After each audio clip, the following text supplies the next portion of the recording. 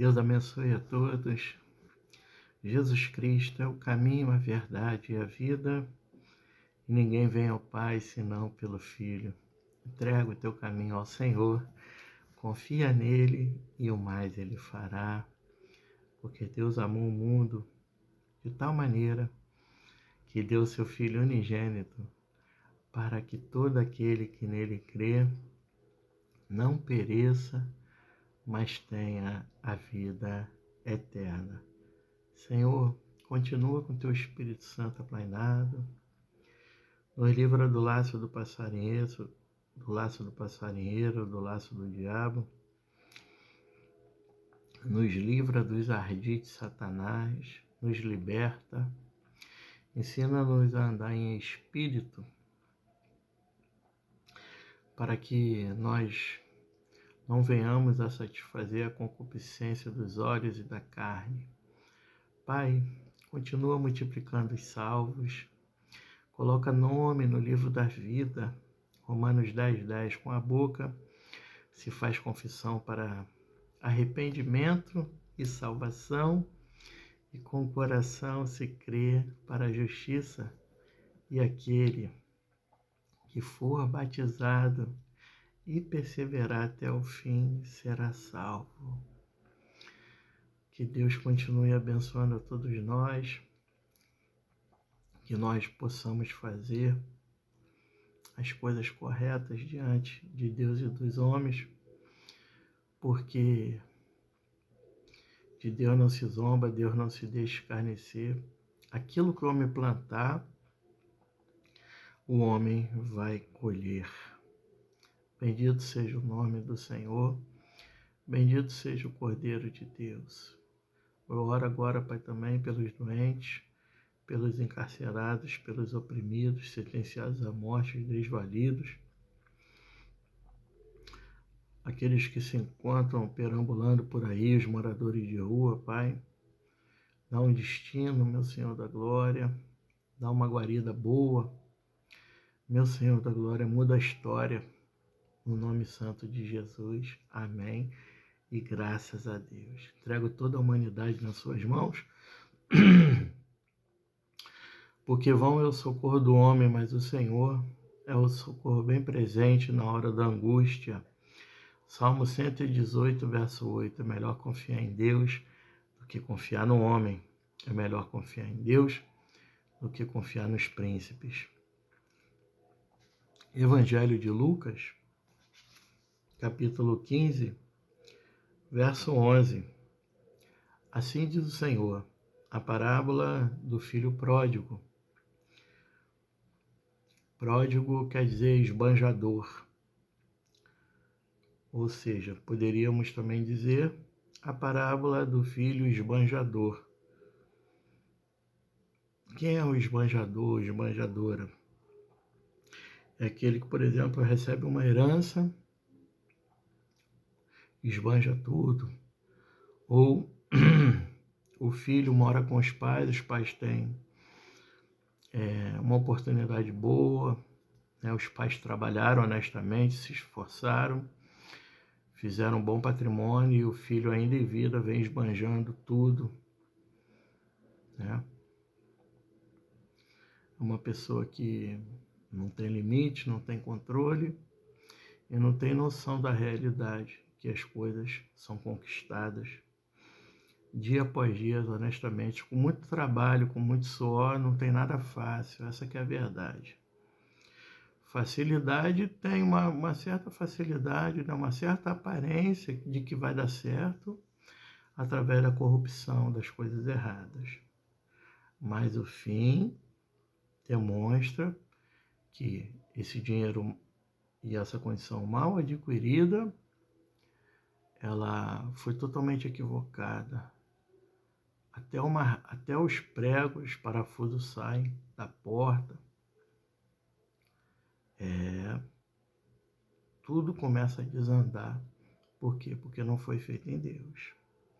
Mais uma vez, não estou aqui para julgar ninguém. Examine o homem a si mesmo e depois coma desse pão. Estou pregando o Evangelho.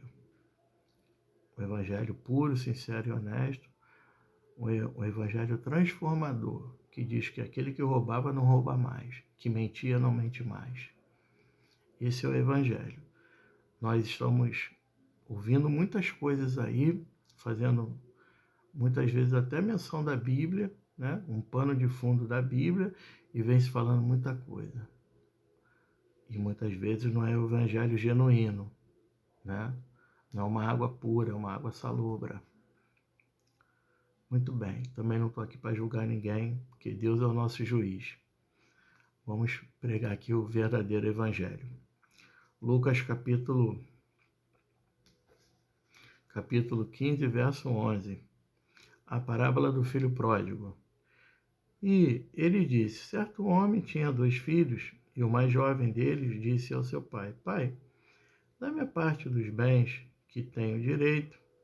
E ele dividiu-lhes os seus haveres.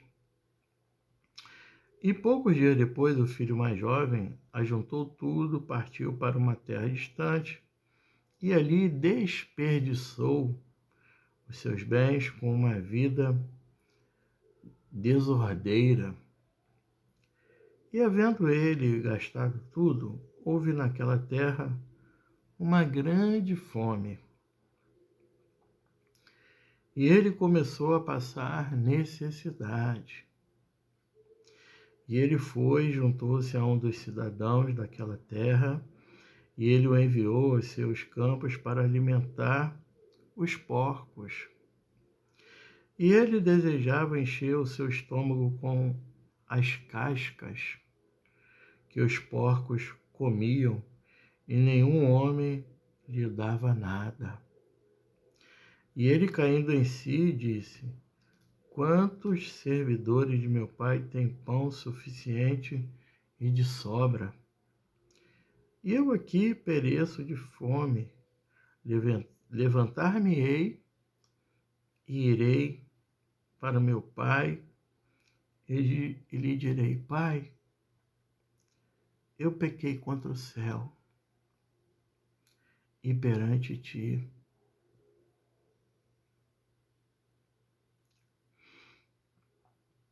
E não sou mais digno de ser chamado teu filho. Faze-me como um dos teus servidores. E ele, levantando-se, foi para seu pai. Mas ele, estando ainda longe do caminho, seu pai o viu e teve compaixão, e correndo lançou-se-lhe ao pescoço e o beijou. E o filho lhe disse: Pai, eu pequei contra o céu e a tua vista, e não sou mais digno de ser chamado teu filho. Essa palavra é muito forte, né, meu irmão? Dá para mexer com qualquer um, não é verdade? Mas o pai disse aos seus servos: trazei a melhor veste, e vestiu, e pondo-lhe um anel em sua mão, e calçados em seus pés, e trazei aqui um novilho cevado, e matai-o, e comamos e alegremo-nos, porque este meu filho estava morto, e vive novamente. Tinha se perdido e foi achado. Aleluia. E eles começaram a alegrar-se. Ora, o seu filho mais velho estava no campo, e vindo ao aproximar-se da casa, ele ouviu a música e as danças, e ele chamou um dos servos e perguntou o que significavam aquelas coisas. E ele lhe disse: o teu irmão chegou, e teu pai matou o novilho cevado, porque ele o recebeu são e salvo. Aleluia. E ele se irritou e não queria entrar. Portanto, saindo o pai, lhe rogava. E ele, respondendo, disse ao seu pai: eis que eu te sirvo há tantos anos, Em nenhum momento eu transgredi um mandamento teu. Contudo, tu nunca me deste um cabrito para que eu pudesse me alegrar com os meus amigos. Mas vindo este teu filho, que desperdiçou os teus bens com as prostitutas, mataste-lhe o novilho cevado. E ele lhe disse: Filho, tu sempre estás comigo e tudo o que eu tenho é teu. Mas era necessário fazer festa e regozijarmos-nos, porque este teu irmão estava morto e vive novamente. Tinha se perdido e foi achado.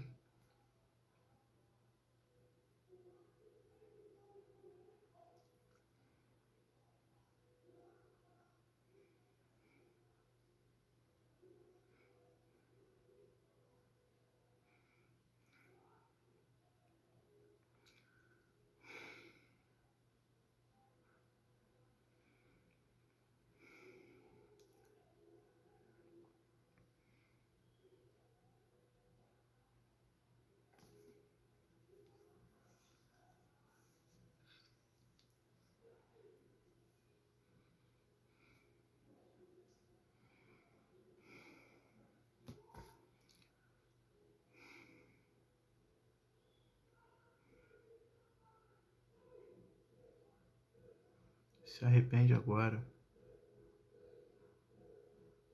Nos arrependemos agora, de verdade.